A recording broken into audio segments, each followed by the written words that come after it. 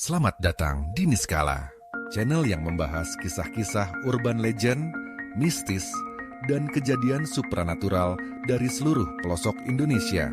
Kalau kamu suka dengan cerita-cerita horor dan kisah nyata penuh misteri, jangan lupa untuk subscribe, nyalain loncengnya, dan kasih like, biar kamu nggak ketinggalan cerita-cerita seram selanjutnya. Cerita Iblis Batu Napak Tilas.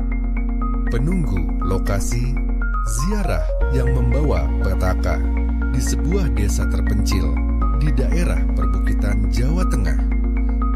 Ada satu tempat yang sering dijadikan lokasi ziarah karena dianggap sakral, namanya Batu Napak Tilas. Batu besar ini diyakini sebagai bekas tempat bersemedi tokoh sakti dari masa lalu, yang konon merupakan murid dari Sunan Kalijaga. Tempat ini awalnya ramai dikunjungi untuk mencari berkah, hingga akhirnya berubah menjadi lokasi penuh teror.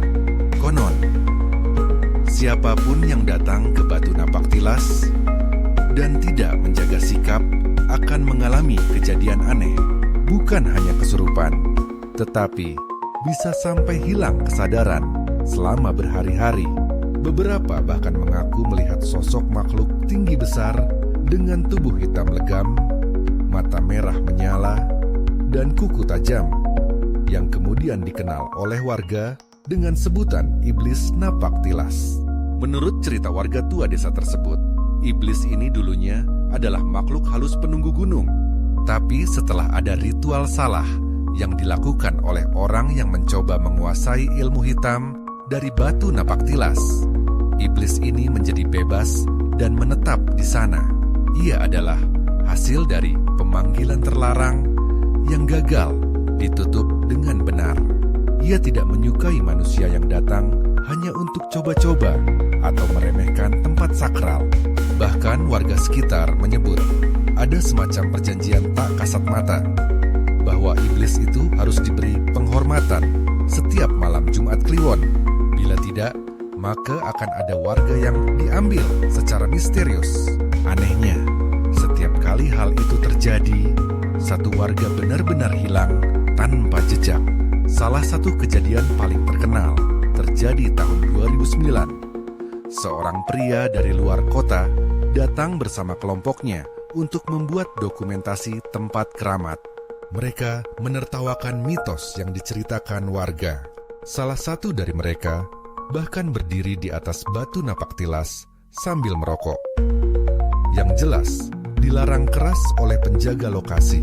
Tak lama setelah itu, pria tersebut tiba-tiba jatuh kejang dan berteriak dengan suara yang bukan suaranya sendiri. Ia bicara dalam bahasa Jawa kuno dan menyebut nama-nama leluhur desa itu. Setelah sadar, dia tidak ingat apapun. Tapi, malam harinya, ia ditemukan gantung diri di pohon besar dekat lokasi batu itu. Padahal tidak ada tanda-tanda depresi atau niat bunuh diri sebelumnya. Beberapa warga percaya bahwa ini adalah bentuk pengambilan oleh iblis Napak Tilas. Sejak kejadian itu, desa mengunci akses ke lokasi tersebut dan hanya dibuka untuk orang-orang yang benar-benar punya izin dan tujuan spiritual yang jelas. Makhluk ini disebut-sebut mampu memanipulasi waktu dan ruang. Beberapa yang masuk ke area tertentu mengatakan mereka seperti terjebak dalam lingkaran hutan, padahal secara logika sudah keluar.